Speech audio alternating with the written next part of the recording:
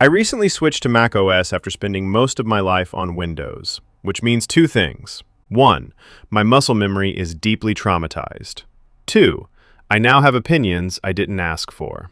But I didn't do the usual thing of binge-watching tutorials titled, "Use Mac like a pro in 17 minutes."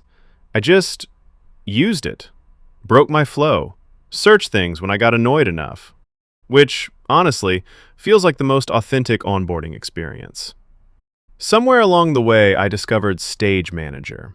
And not because I was looking for it. I discovered it because macOS does this thing where closing an app doesn't actually close the app. It just politely steps aside. You click the red close button, and the app is like, cool, I'll just stay alive in the background.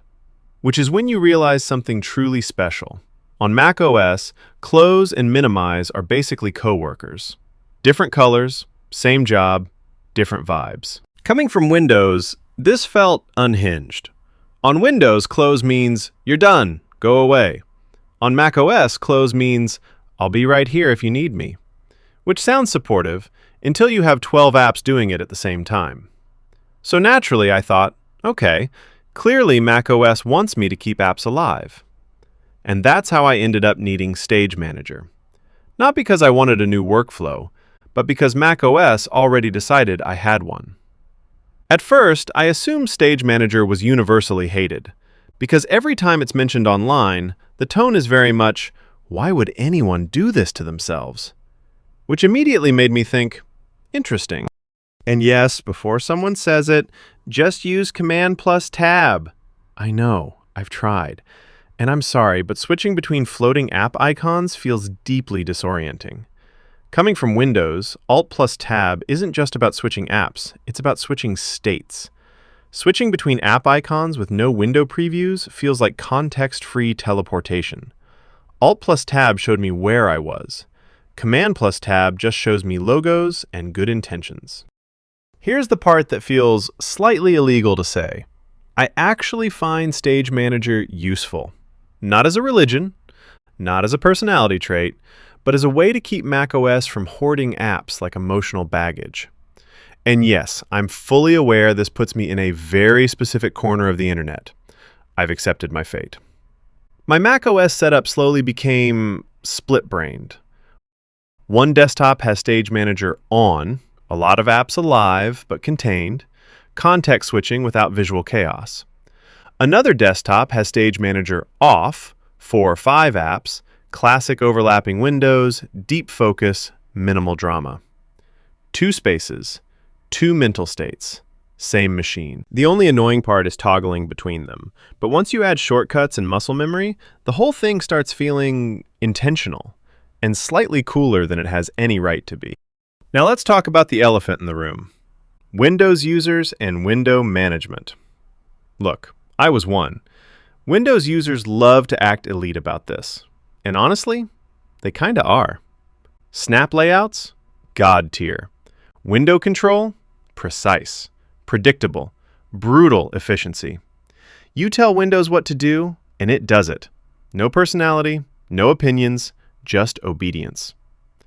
macOS, on the other hand, prefers suggestions. Sometimes helpful, sometimes passive-aggressive. Stage Manager fits perfectly into that philosophy. Power users dislike it because it hides things. Casual users like it because it hides things.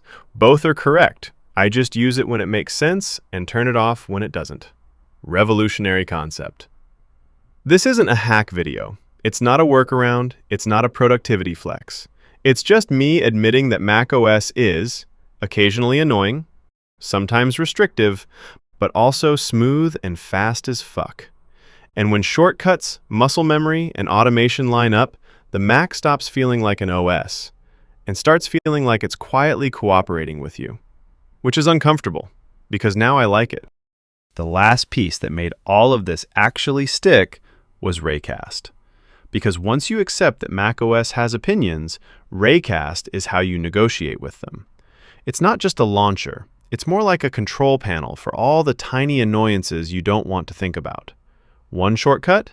Toggles Stage Manager, nudges system settings, runs scripts, opens apps exactly how I expect them to, no hunting through system settings. No remembering where Apple moved the toggle this year. It's basically muscle memory, but outsourced. And the scary part is how easily it scales. You start with, okay, I'll just bind one shortcut. Then suddenly you're controlling window states, switching contexts, running workflows, automating things you didn't even realize were slowing you down. All without breaking flow.